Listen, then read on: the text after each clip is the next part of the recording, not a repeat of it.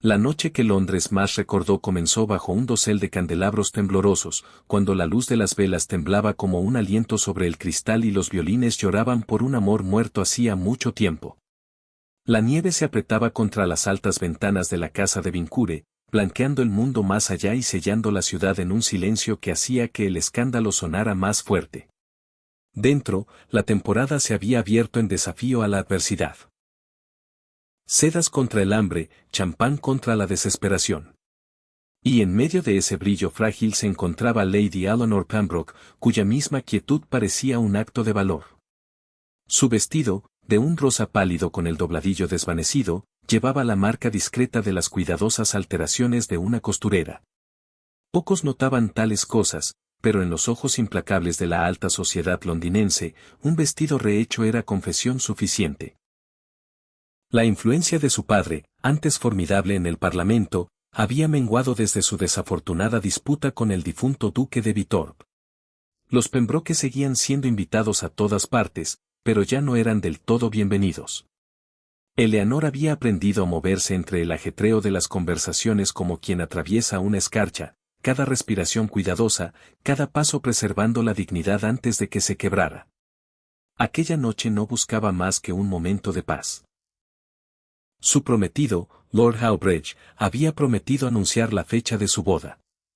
Ella creía que eso silenciaría los susurros que seguían su nombre como sombras.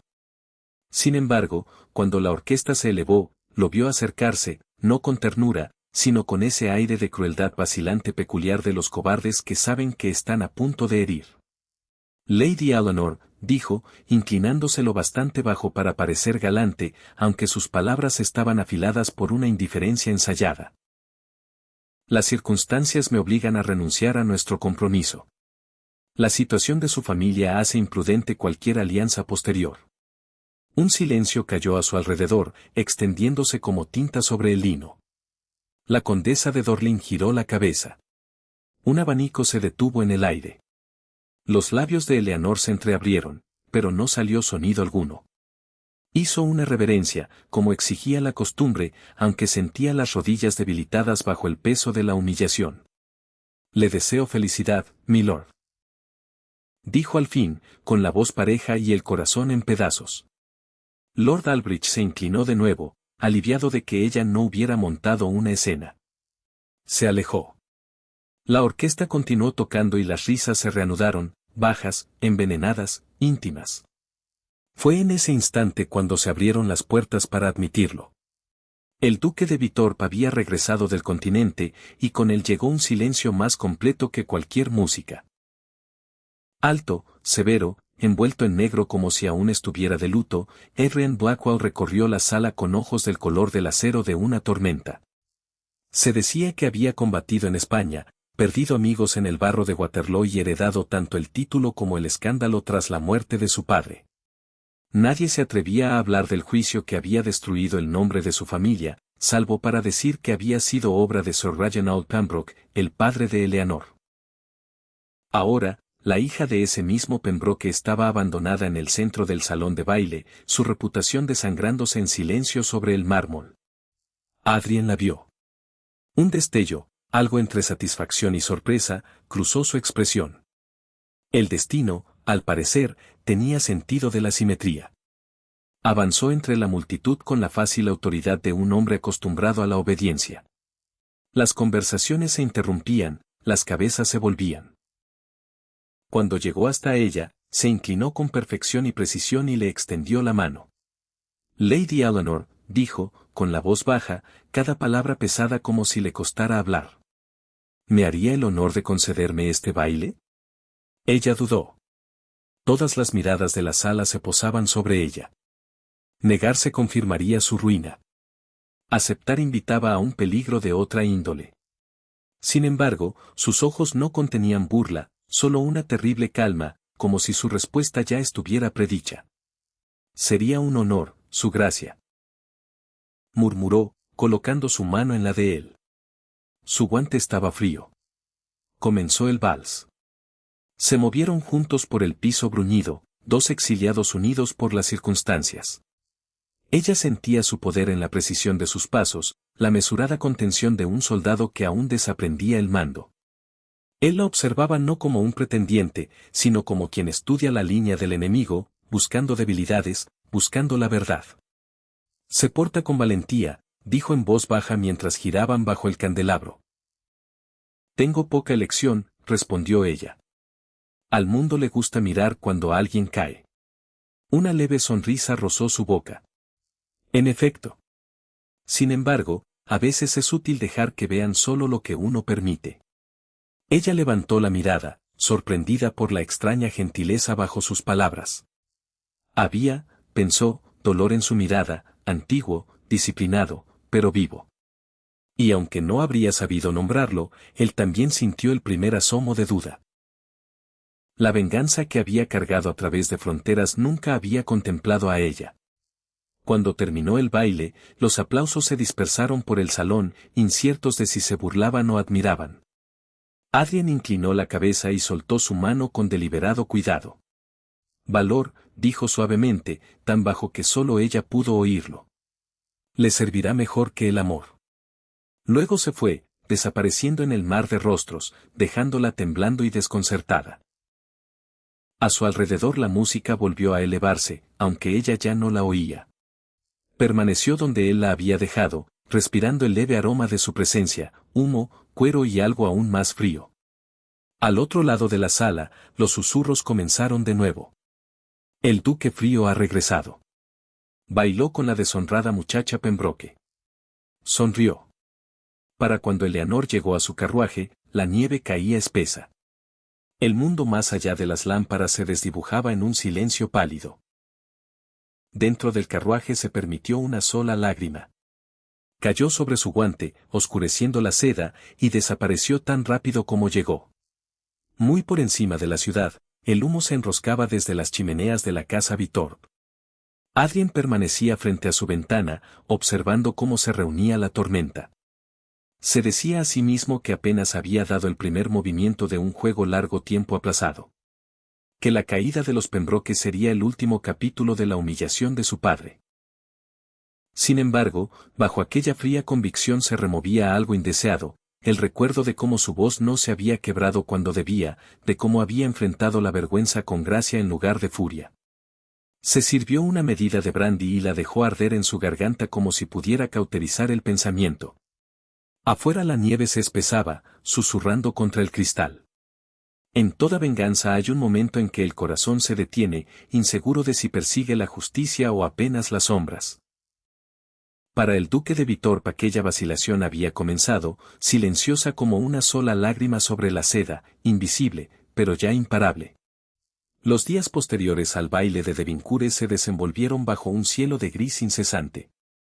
Londres, cansada de la guerra y del invierno, parecía reflejar la amargura de sus casas más grandiosas. En los salones perfumados de rosas marchitas, los susurros sobre la desgracia de Lady Eleanor Pembroke florecían como la congelación. Hermosos a la distancia, mortales al tacto. Los caballeros la miraban con condescendencia. Las damas, con deleite. Sin embargo, en medio de la crueldad del chisme, un nombre empezó a surgir junto al suyo, el duque de Vitorp. Adrien no había esperado que un solo baile bastara para atar su destino al de ella. Pero el hambre de la sociedad por una narración había hecho su trabajo por él. Ahora su nombre se pronunciaba junto al de él en todos los salones y cenas, unidos por el rumor y la especulación. Los Pembroke, acorralados por el escándalo, buscaban salvación en el mismo hombre que había orquestado su ruina. Era casi poético, pensó, el destructor de su padre obligado a buscar alianza con el hijo.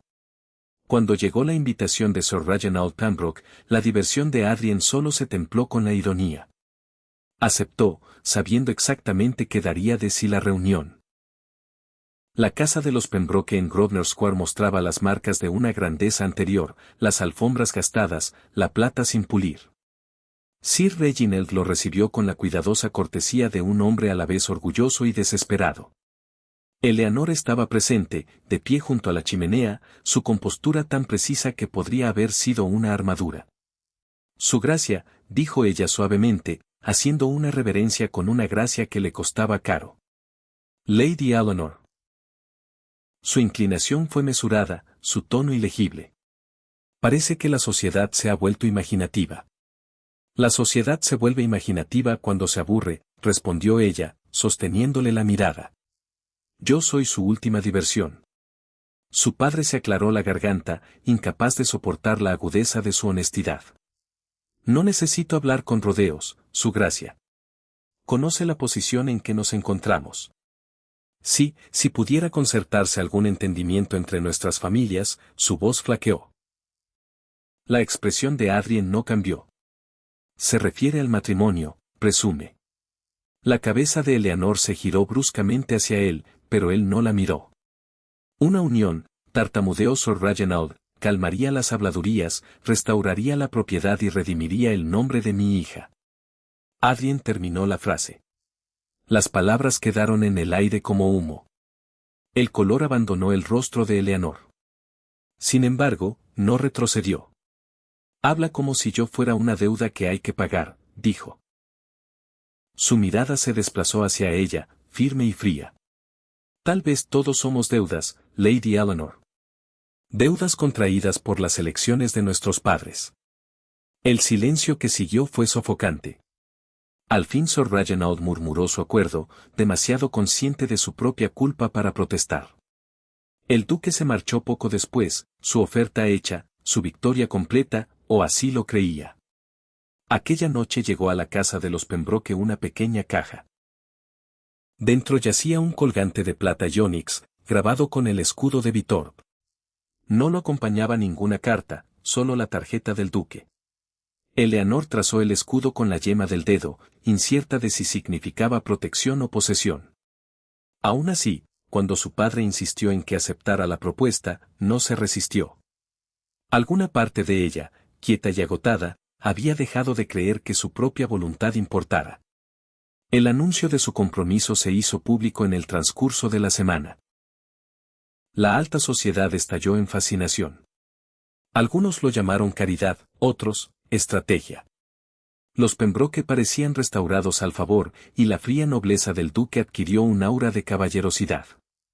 Sin embargo, bajo la cortesía de las felicitaciones impresas corría una corriente de incredulidad. ¿Por qué el hombre más formidable de Inglaterra se casaría con una muchacha arruinada? Adrien leía los periódicos con una satisfacción sombría. Cada susurro de admiración hacia él era otro golpe contra el nombre Pembroke, otro eco de la venganza que había alimentado durante años. Pero cuando pensaba en la pálida compostura de Eleanor durante su reunión, en la dignidad que mantenía a pesar del temblor de su padre, algo dentro de él se había desplazado, leve como el primer deshielo bajo el hielo. Su siguiente encuentro ocurrió bajo un cielo del color de la pizarra. Ella había pedido verlo antes del baile formal del anuncio, y él lo concedió, curioso. La reunión tuvo lugar en el parque, discreta y sin acompañante salvo por el viento gélido que se cortaba entre ellos. «Has sido amable al ofrecerme la restauración, su gracia», comenzó ella, con la voz calmada, aunque sus guantes temblaban ligeramente en las yemas. Sin embargo, debo conocer su motivo, porque percibo poca afecto en su manera. Él la observó durante un largo momento. El afecto, Lady Eleanor, es el lujo de quienes no están arruinados. Yo le ofrezco algo más fiable, seguridad. Ella sonrió levemente, con amargura. ¿Y usted, milord, qué gana? Paz, dijo, aunque incluso al pronunciar la palabra sonó hueca. Empezó a caer la lluvia, suave e implacable. Ella inclinó el rostro hacia arriba, dejando que las gotas refrescaran su piel enrojecida. Entonces hagamos la paz juntos, aunque esté construida sobre el silencio. Él no tuvo respuesta para eso. Se llamó al carruaje y ella lo dejó de pie bajo la lluvia, inquieto por razones que se negaba a nombrar. Días después se casaron en una ceremonia tan breve como contenida. Londres aplaudió la unión como un triunfo de la gracia sobre el escándalo, aunque pocos dejaron de notar que la novia no llevaba joyas y el novio ninguna sonrisa. En el Manor de Vitorp, la nueva duquesa ocupó su lugar entre muros que aún olían ligeramente a abandono. Encontró consuelo entre los veteranos heridos de la finca, hombres que el duque había traído de las guerras y mantenía en empleo silencioso. Les leía, remendaba sus uniformes y caminaba por los campos helados junto a sus cabañas.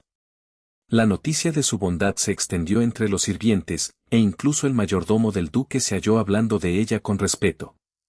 Adrien la observaba a distancia, dividido entre la irritación y la intriga. Su gentileza lo inquietaba. Su quietud no era sumisión, sino fuerza disfrazada de paciencia. Cuando se cruzaban en los pasillos, ella siempre hacía una reverencia con gracia formal, y él respondía con cortesía cortesana. Su matrimonio existía en la tensión precisa entre el deber y la negación. Una tarde, mientras la luz del fuego danzaba sobre los estantes del estudio, encontró sobre su escritorio una carta sin firma, escrita con una letra que ya reconocía. Si alguna vez desea hablar como esposo a esposa, yo escucharía, no como su igual, porque no puedo serlo, sino como quien desea comprender. La dobló sin seguir leyendo. Sin embargo, las palabras se le aferraron como el aroma de su perfume, suave, persistente, inquebrantable. Afuera, una tormenta se reunía sobre los páramos. El duque permanecía solo, el colgante que ella llevaba brillando débilmente en sus pensamientos, símbolo de un vínculo forjado para la venganza pero que despertaba algo peligrosamente cercano al remordimiento. Y aunque se decía que la compasión era debilidad, no podía escapar a la quieta verdad, había comenzado a envidiar la paz que ella ofrecía libremente a los demás, y a preguntarse qué precio podría aún exigir su venganza. El invierno apretó su agarre sobre el Manor de Vitorp, envolviendo la finca en un silencio tan completo que hasta los cuervos cesaron sus gritos. El matrimonio del duque y la duquesa, de apenas un mes, se había asentado en una civilidad incómoda, dos figuras unidas por el juramento y la distancia, compartiendo el mismo techo pero no el mismo corazón. Los sirvientes hablaban en susurros de la frialdad de su señor y de cómo su gracia, aunque gentil, parecía florecer solo en la soledad. La gran casa se había convertido en un teatro de contención, donde cada palabra y cada gesto se medían, donde la bondad se racionaba como la luz de las velas. Eleanor se levantaba cada mañana antes del alba, prefiriendo la compañía de la niebla y los pájaros al pesado silencio del comedor. Visitaba las cabañas de los hombres heridos, llevando caldo, libros y el consuelo de la conversación. Ellos la adoraban por ello, y en su gratitud ella encontraba un propósito, algo con que afirmarse contra el frío de la indiferencia de su marido. Sin embargo, incluso mientras sonreía entre ellos, sentía el peso de su ausencia como una presencia que nunca la abandonaba. Adrien la observaba desde las sombras de su estudio, invisible pero no impasible. Cada informe de su mayordomo sobre sus visitas a la aldea lo inquietaba de maneras que no sabía nombrar. Había esperado resentimiento de su parte, tal vez lágrimas o soberbia, no esta quieta bondad que no pedía nada. Lo desarmaba. Ella se había convertido en un espejo que reflejaba lo que más temía, que la venganza, una vez dulce, se había agriado hasta la vacuidad. Sus intercambios en la cena eran breves, corteses y excruciantemente civilizados. Ella hablaba del progreso de los veteranos. Él respondía con un reconocimiento frío. Pero una noche, cuando el fuego ardía abajo y la tormenta se apretaba contra las ventanas, ella preguntó suavemente: ¿Se cansa alguna vez del silencio, milord? Él levantó la mirada de su vaso. El silencio es el único compañero honesto que me queda. Entonces quizá ha llevado su compañía demasiado tiempo, respondió ella, sin tono acusador, solo cansado. Uno empieza a confundirlo con la paz. Sus palabras permanecieron después de que se retiró, acechando los rincones de sus pensamientos. Aquella noche soñó con el juicio de su padre, las burlas, el veredicto, la lenta ruina de su nombre. Despertó antes del alba, con la respiración entrecortada, y se dirigió a la ventana. La nieve caía espesa sobre los campos, cubriendo todos los rastros del día anterior. Por un instante fugaz envidió a la nieve su misericordia. Por la tarde, Eleanor se enteró por una doncella de que él pretendía partir hacia Londres por asuntos de negocios. Lo encontró en la biblioteca ordenando correspondencia. El aire olía a pergamino y a lana empapada de lluvia. Se marcha, dijo ella. Por un tiempo. Respondió él, sin levantar la vista. ¿Regresará? Hizo una pausa. ¿Desea usted que lo haga? Ella vaciló, su compostura frágil como cristal hilado. Deseo la verdad, su gracia. No puedo soportar esta media vida entre nosotros. Si lo he ofendido, haría enmiendas. Si no, entonces dígame de qué delito se me acusa. Él dejó los papeles con lentitud y sostuvo su mirada por primera vez en semanas. Usted no ha cometido ninguno, dijo. El delito es mío. Entonces nómbrelo, susurró ella. Se apartó, endureciendo la voz contra su propia debilidad. Comenzó mucho antes de usted. Mi padre murió en desgracia, condenado por mentiras que su padre ayudó a tejer. Todo lo que soy, cada sombra que ve, nació de esa traición. Cuando regresé, juré que el nombre Pembroke aprendería lo que se siente la ruina. A ella se le cortó la respiración. Y yo había de ser el instrumento, terminó él en voz baja. El silencio que siguió fue más pesado que cualquier tormenta. Ella se afirmó en el borde del escritorio, el rostro pálido pero intacto. Entonces soy su venganza, dijo al fin, y nuestros votos, su arma. Él se estremeció, las palabras lo golpearon más profundo de lo que esperaba. Se trataba de justicia, dijo con voz ronca. No, respondió ella, la voz temblando pero clara. La justicia enmienda. Lo que usted buscaba era herir. Y sin embargo, al herirme a mí, solo se ha dañado a sí mismo. Por primera vez vio el destello de algo humano en sus ojos. El arrepentimiento, frágil y desprotegido. Él cruzó el espacio entre ellos y luego se detuvo en seco, inseguro. Si mi sufrimiento pudiera restaurar el nombre de su padre, lo ofrecería, dijo ella suavemente. Pero el odio no puede resucitar a los muertos. Solo entierra a los vivos a su lado. Salió de la habitación sin otra palabra. Aquella noche él permaneció frente al fuego, las llamas reflejadas en el decantador a su lado. La voz de ella no lo abandonaba. Pensó en ella atendiendo a los heridos, con las manos firmes y los ojos bondadosos. Pensó en la última carta de su padre, mucho tiempo escondida en su escritorio, una súplica de perdón, no de venganza. La abrió por primera vez desde el entierro y leyó hasta que las palabras se emborronaron con sus lágrimas. Cuando llegó el alba, alimentó la carta y los documentos que condenaban a los Pembroke al fuego, observando cómo el papel se enroscaba y desaparecía.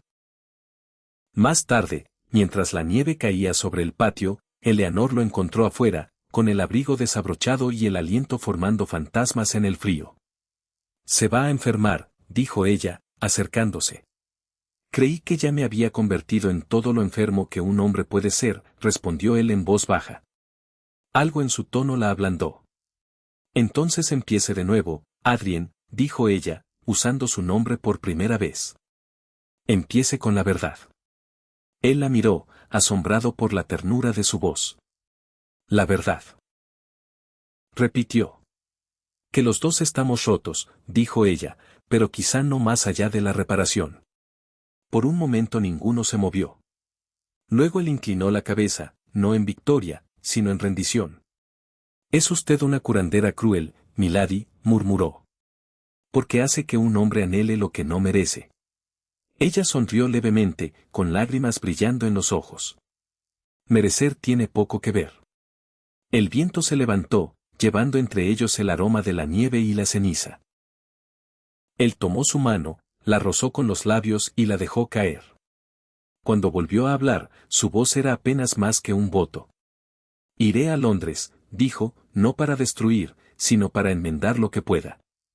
Ella sintió, aunque el corazón le temblaba de temor y esperanza a la vez. Cuando su carruaje se alejó a la mañana siguiente, Eleanor permaneció en los escalones, el manto azotado por el viento.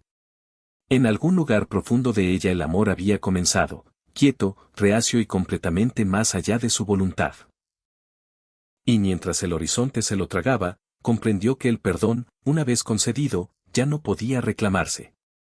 La primavera llegó tarde aquel año, como si dudara de si Inglaterra merecía la renovación. El velo gris del invierno se adelgazó, revelando frágiles brotes a lo largo de los setos y el más leve aroma de tierra descongelada. En el Manor de Vitorp la luz del sol volvió a tocar las ventanas, aunque su dueño aún no había regresado. Habían pasado semanas desde la partida del duque a Londres, y con el silencio de cada día la resolución de Eleanor oscilaba entre la esperanza y el temor. Continuó sus visitas a las cabañas, pero sus sonrisas se volvieron distraídas. Cuando leía a los soldados, su voz flaqueaba en los pasajes sobre el perdón. Incluso los sirvientes, antes cautelosos en su presencia, ahora hablaban en voz baja de su soledad. Una tarde, mientras caminaba por los jardines al anochecer, el mayordomo se acercó con una carta sellada. La cera llevaba el escudo del duque de Vitorp, aunque los bordes estaban manchados, como si la hubieran manejado demasiadas veces. La abrió con manos temblorosas. Sus palabras eran pocas pero precisas. Pretendo hacer pública mi cuenta.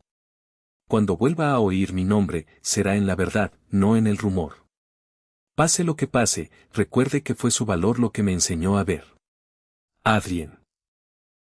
Apretó el papel contra el pecho, dividida entre el orgullo y el miedo. Londres podía ser implacable, admitir el engaño ante el Parlamento, ante el mismo mundo que prosperaba con el escándalo, era arriesgar no solo la desgracia, sino la ruina. Sin embargo, sabía que su intención era sincera. Pretendía liberarla de la sombra que él mismo había proyectado. Ese conocimiento no aliviaba su corazón. Solo profundizaba su amor. En Londres se celebraría el último baile de la temporada en Carlton House, bajo el patronazgo del propio príncipe regente. Los periódicos prometían espectáculo, uniformes relucientes, champán importado, un salón iluminado por 1000 velas. Invisible entre los preparativos, el duque de Vitorp preparaba una actuación de otra índole. La confesión que haría aquella noche restauraría el honor de su familia o lo destruiría para siempre. Ya había despedido a sus abogados, quemado los papeles restantes de su padre y escrito cartas a cada hombre que alguna vez había sido cómplice de la antigua corrupción.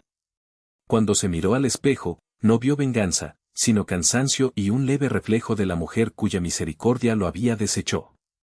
La noche del baile se desenvolvió en brillantez. La música se elevaba por el palacio, resonando en el oro y el mármol. Lo más selecto de Londres se reunió, sus risas llevando el filo quebradizo de la expectativa.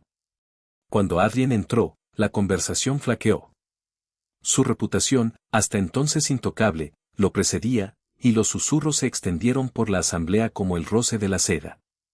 Algunos afirmaban que había regresado para anunciar ambiciones políticas. Otros murmuraban que su esposa permanecía en el exilio, demasiado avergonzada para aparecer. Pero Eleanor estaba allí. Había llegado en silencio, sin fanfarria, llevando un vestido de plata suave que atrapaba la luz como la escarcha. Aunque permanecía al borde de la sala, su presencia no pasó desapercibida. Había venido no por el espectáculo, sino para ser testigo de la verdad. Cuando Adrien subió los escalones para dirigirse a la compañía reunida, la sala cayó en una quietud contenida. Su voz, calmada pero en bruto, se extendió por el salón. Mis señores y mis señoras, comenzó. Conocen mi nombre, aunque no mi corazón. Durante años creí que la ruina de mi padre era culpa de otro hombre, un hombre al que juré castigar.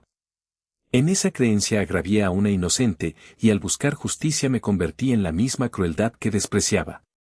Un murmullo se extendió, rápidamente silenciado por su mano levantada. El nombre Pembroke no lleva culpa alguna en la caída de Vitorp. Las mentiras fueron mías de perpetuar, y solo yo cargaré con su peso. No pido perdón a la sociedad, porque no tiene ninguno que dar, pero pido perdón a la mujer cuya gracia me redimió del odio mismo. Todas las miradas se volvieron hacia Eleanor. Permanecía quieta, las manos firmemente entrelazadas delante de ella, los ojos brillantes de lágrimas no derramadas. El príncipe regente inclinó la cabeza con asombro, y la orquesta, incierta, cesó por completo. Adrien bajó los escalones y cruzó el piso de mármol. Sus palabras la alcanzaron a través del silencio. Milady, dijo, con la voz baja pero firme. No me queda nada que ofrecerle. Ningún título sin mancha, ninguna fortuna sin mancha, ninguna promesa sin romper. Sin embargo, si puede soportar estar a mi lado, no como compensación sino como elección, empezaría de nuevo, esta vez en la verdad.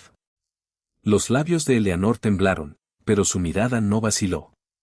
Habla de perdón, su gracia, dijo suavemente.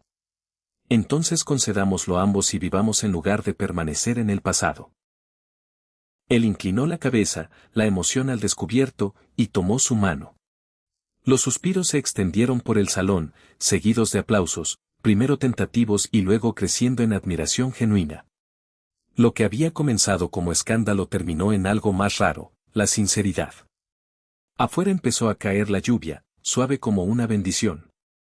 Mientras balsaban, la multitud se desvanecía, dejando solo la música y el sonido de la lluvia contra el cristal. Él la sostenía con cuidado, como si fuera algo frágil y sagrado. Creí saber lo que era la fuerza, murmuró. Pero era usted todo el tiempo. Ella sonrió levemente. Y yo creí que el amor era el premio de los irreprochables. Ahora veo que pertenece a quienes se atreven a reparar. La orquesta alcanzó su último estribillo. Él la acercó más, la mano temblando donde descansaba contra su espalda. Eleanor, susurró, ha deshecho una guerra que creía eterna. Y usted, dijo ella. Ha hecho que la paz valga la pena creer en ella. Cuando la música se desvaneció, permanecieron un momento en quietud. Más allá de las ventanas, los primeros verdaderos pétalos de la primavera temblaban en el aire, llevados por un viento que olía a lluvia y renovación. El duque de Bittorp había llegado al salón de baile buscando la absolución y había encontrado en cambio un futuro. La historia recordaría la confesión, pero no la mirada que pasó entre ellos. El milagro quieto de dos almas descargadas. Y mientras salían a la noche, su carruaje esperándolos entre la llovizna, las luces de la ciudad se reflejaban en los adoquines mojados como estrellas caídas a la tierra. Él la ayudó a subir, las manos entrelazadas, la puerta se cerró suavemente tras ellos, cerrando el ruido del mundo. Por primera vez, su silencio ya no era una fortaleza, sino una promesa, y sus lágrimas no eran de dolor, sino de paz. Y mientras el carruaje rodaba por las calles envueltas en niebla, el duque que había buscado venganza llevaba en cambio el corazón que creía perdido para siempre, su perla firme y viva junto a la mujer que le había enseñado a perdonar.